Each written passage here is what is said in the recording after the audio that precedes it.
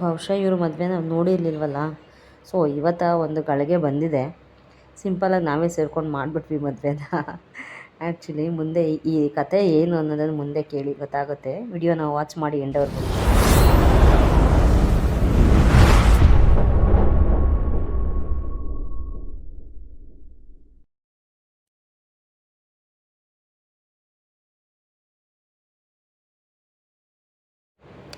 October 2 ಪಿತೃಪಕ್ಷ. So ಬಹುಶಃ ಯಾರ್ಯಾರೆಲ್ಲ ಆ ಒಂದು ಪಿತೃಪಕ್ಷ ಹಬ್ಬ ಆಚರಣೆ ಮಾಡ್ತಿರೋ, ಸೊ ಎಲ್ಲ ಊರಿಗೆ ಹೋಗ್ತಿರಲ್ಲ, ಹಾಗೆ ನಾವು ಇದೊಂದು ಅವಕಾಶ ಸಿಕ್ಕಿದೆ ನಮಗೆ ನನ್ನ ತಂದೆಗೆ ಧೂಪ ಹಾಕಲಿಕ್ಕೆ ಅಂತೇಳಿ. ಯಾಕಂದರೆ ಪ್ರತಿ ವರ್ಷವೂ ನನ್ನ ಯಜಮಾನ್ರ ಮನೇಲೂ ಕೂಡ ಮತ್ತು ತಂದೆ ಮನೇಲೂ ಕೂಡ ಒಂದೇ ದಿನವೇ ಮಾಡ್ತಾಯಿದ್ದು. ಸೊ ಈ ಸತಿ ಬುಧವಾರ ಬಿದ್ದಿರೋದ್ರಿಂದ ಯಜಮಾನ್ರ ಮನೆಯಲ್ಲಿ ಬುಧವಾರ ಆಚರಣೆ ಮಾಡಲ್ಲ. ಆದ್ದರಿಂದ ಮಂಗಳವಾರನೇ ಮಾಡಿದರು. ಸೊ ಬುಧವಾರ ನನಗೆ ಒಂದು ಅವಕಾಶ ಸಿಕ್ಕಿತ್ತು. ಅದರಿಂದ ನಾನು ಬಂದು ತಂದೆಗೆ ಧೂಪ ಹಾಕಿ ಪೂಜೆ ಮಾಡೋಣ ಅಂತ ಹೇಳಿ ಬಂದ್ವಿ. ಆ್ಯಕ್ಚುಲಿ ನಾವು ಮನೆ ಬಿಟ್ಟಾಗಲೇ ಮಧ್ಯಾಹ್ನ 1 ಗಂಟೆ ಆಗಿತ್ತು, 3 ಗಂಟೆ ಹಂಗೆ ಬಂದ್ವಿ. ಬಂದು ಎಲ್ಲ ನೋಡಿ, ಬಹುಶಃ ನೋಡಿರ್ತೀರ, ನನ್ನ ತಂದೆ ಸಮಾಧಿ ಇದೆ. ಆ್ಯಕ್ಚುಲಿ ಇನ್ನೂ ಏನೂ ಕ್ಲೀನಿಂಗ್ ಎಲ್ಲ ಮಾಡಿಲ್ಲ. ಪಾಪ ನಮ್ಮ ತಾತನೇ ಎಲ್ಲನೂ ಮಾಡಬೇಕಂದ್ರೆ ಸ್ವಲ್ಪ ಕಷ್ಟ ಆಗುತ್ತೆ. ಯಾಕಂದರೆ ವಯಸ್ಸಾಗಿರೋರು ಅಷ್ಟು ಮಾಡ್ತಾರೆ ಅಂದರೆ ಈ ಏಜಲ್ಲಿ ಗ್ರೇಟೇ ಅದು. ಎಲ್ಲನೂ ಅವ್ರ ಮೇಲೆ ಡಿಪೆಂಡ್ ಆಗೋಕ್ಕಾಗಲ್ಲ ಅಲ್ವಾ. ಸೊ ನಮಗೆ ತಿಳಿದಂಗೆ ಮತ್ತು ನಾನು ಕೂಡ ತಾತನ ಜೊತೆ ಸೇರಿಕೊಂಡೆಲ್ಲ ಕ್ಲೀನ್ ಮಾಡಿ. Welcome my YouTube channel Hema Kannadathi vlogs. So mummy ಏನು ಮಾಡ್ತಿದ್ದಾರೆ ಅಂತ ಅನ್ನಿಸ್ತಿದ್ಯಾ? ಇದು ನಮ್ಮ ತಾತನ್ ಏನಂತ ಅದನ್ನ ಗೋರಿ. ಸೊ ಅದ್ರ ಮೇಲೆ ಅದು ತುಂಬ ತುಳಸಿ ಗಿಡ, ಅದು ಏನೇನೋ ಇದು ಹುಲ್ಲುಗಳೆಲ್ಲ ಬೆಳೀತಿದೆ, ಅದೆಲ್ಲ ಕಟ್ ಮಾಡ್ತಿದ್ದಾರೆ ಸಾಯಂಕಾಲ ಪೂಜೆ ಮಾಡಬೇಕು ಅಂತ. ನಮ್ಮ ತಾತ ನೋಡಿ, ಇವರೇ ನಮ್ಮ ತಾತ. ಈಗಾಗಲೇ ನಮ್ಮ ತಾತ ತುಂಬ ಸುಸ್ತಾಗಿದ್ರು ಕೂಡ. ಆ್ಯಕ್ಚುಲಿ ಬ್ಯಾಕ್ ಪೇನ್ ಅಂತ ಹೇಳಿ ಮಾಡ್ತಾಯಿದ್ರು. ನಾನು ಮಾಡ್ಕೊತೀನಿ, ನೀನು ಹೋಗು ಅಂತ ಹೇಳಿದ್ರು. ಅವ್ರು ನನ್ನ ಜೊತೆ ಕೋಪ್ರೇಟ್ ಮಾಡ್ತಾಯಿದ್ರು ಅಲ್ಲಿ. ಪಾಪ ಆದರೂ ಆಗಲಿಲ್ಲ, ಸುಸ್ತಾಗ್ಬಿಟ್ರು ಅವರು. ನನ್ನ ತಂದೆ ತೀರ್ಕೊಂಡು 4 ತುಂಬಿ 5 ವರ್ಷ ಬಿದ್ದಿದೆ. ಆ್ಯಕ್ಚುಲಿ ಕೊರೋನಾ ಟೈಮಲ್ಲೇ ತಂದೆ ತೀರ್ಕೊಂಡಿದ್ದು. ಬಟ್ ಕೊರೋನಾಯಿಂದ ಅಲ್ಲ, BP ಲೋ ಆಗಿ ಹಾರ್ಟ್ ಅಟ್ಯಾಕ್ ಆಗಿ ತೀರ್ಕೊಂಡ್ರು ಅವರು. ಸೊ ಅಲ್ಲೂ ಕೂಡ ಹಬ್ಬಸಿದ್ರು ಗಾಳಿ ಸುದ್ದಿ, ಕೊರೋನಾ ಬಂದು ತೀರ್ಕೊಂಡ್ರು ಅಂತ. ಸೊ ತಲೆ ಕೆಡಿಸ್ಕೊಳ್ಳಿಲ್ಲ, ಸುಮ್ಮನಾದ್ವಿ. ಬಟ್ ಆ ಟೈಮಲ್ಲಿ ನಾವು ಕೂಡ ತುಂಬ ಸಫರ್ ಮಾಡಿದ್ವಿ. ಹೆಲ್ತ್ ಇಶ್ಯೂನೇ ಆಗಲಿ, ಒಂದು ಇದೇ ಆಗಲಿ, ಯಾರಿಗೆಲ್ಲ ಎಷ್ಟು ಕಷ್ಟ ಆಯಿತೋ ನಮಗೂ ಕೂಡ, ಅಂದರೆ ಅಷ್ಟು ಜನರಲ್ಲಿ ನಾವು ಒಬ್ಬರಾಗಿದ್ವಿ. ಸೊ ನೋಡಿ, ಹಳ್ಳಿ ಜೀವನ ಎಷ್ಟು ಕಷ್ಟ ಅನ್ನೋದನ್ನು ಸೊ ನಾನು ಹೇಳ್ತಾ ಇದ್ದೆ. ಆ್ಯಕ್ಚುಲಿ ಹೇಳೋಷ್ಟು ಸುಲಭ ಅಲ್ಲ. ಎಲ್ಲರೂ ಹೇಳ್ತಾರೆ ಹಳ್ಳಿ ಅಂತ. ಬಟ್ ಅಲ್ಲಿ ಹೋಗಿ ಮಾಡೋರಿಗೆ ಮಾತ್ರ ಗೊತ್ತು ಹಳ್ಳಿ ಜೀವನ ಏನು, ಆ ಕಷ್ಟ ಏನು ಅನ್ನೋದು. ಅಲ್ಲಿ ಸಫರ್ ಮಾಡೋರಿಗೆ ಮಾತ್ರ ಗೊತ್ತಿರುತ್ತೆ.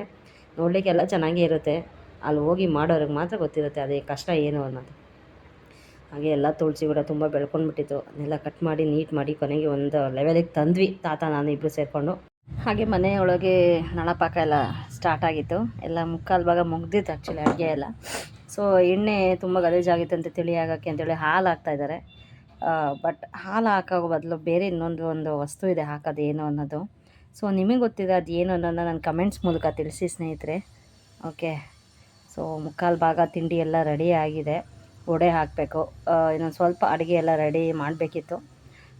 ಆಯಿತು, ಮಧ್ಯಾಹ್ನ 3-3:30 ಆಗಿತ್ತು ಆ್ಯಕ್ಚುಲಿ ಆಗಲೇ ಮುಕ್ಕಾಲು ಭಾಗ ತಿಂಡಿ ರೆಡಿಯಾಗಿತ್ತು. ಕಜ್ಜಾಯ, ಕಜ್ಜಿಕಾಯಿ, ಚಕ್ಲಿ, ಕೋಡ್ಬಳೆ, ನಿಪ್ಪಟ್ಟು, ಒಬ್ಬಟ್ಟು ಎಲ್ಲ. ಸೊ ಏನಿದ್ರು ಬಜ್ಜಿ, ವಡೆ ನೋಡಿ ಗಲೀಜೆಲ್ಲ ತೆಗಿತಾ ಇದ್ದಾರೆ. ಬಟ್ ಇನ್ನೂ ಒಂದು ವಸ್ತು ಇದೆ, ಅದು ಏನು ಅಂತ ನೀವು ನನಗೆ ತಿಳಿಸಿ. ಸೊ ಅದು ಹಾಕಿದ್ರೆ ತುಂಬ ಚೆನ್ನಾಗಿ ಎಲ್ಲ ಹೊರಗೆ ಬರುತ್ತೆ ಗಲೀಜು. ತುಂಬ ಬೇಗ ಅದೇ ತಿಳಿ ಆಗಿಬಿಡುತ್ತೆ, ಅಷ್ಟು ಚೆನ್ನಾಗಿದೆ. ಸೊ ಕಮೆಂಟ್ಸ್ ಮಾಡಿ, ನೆಕ್ಸ್ಟ್ ವಿಡಿಯೋದಲ್ಲಿ ನಾನು ಹೇಳ್ತೀನಿ ಅದೇನಂತ. ನನ್ನ ಮಗಳು ನೋಡಿ ವಡೆ ತಡ್ತಾ ಇದ್ದಾಳೆ. ಅವಳಿಗೆ ಬರಲ್ಲ ಆ್ಯಕ್ಚುಲಿ ಅದೆಲ್ಲ, ಬಟ್ ಟ್ರೈ ಮಾಡ್ತಾ ಇದ್ದಾಳೆ ಅವಳು ವಡೆ ಮಾಡೋದನ್ನ. ಇದೆಲ್ಲ ಮುಗೀತು, ಹೊರಗೆ ಬಂದ್ವಿ.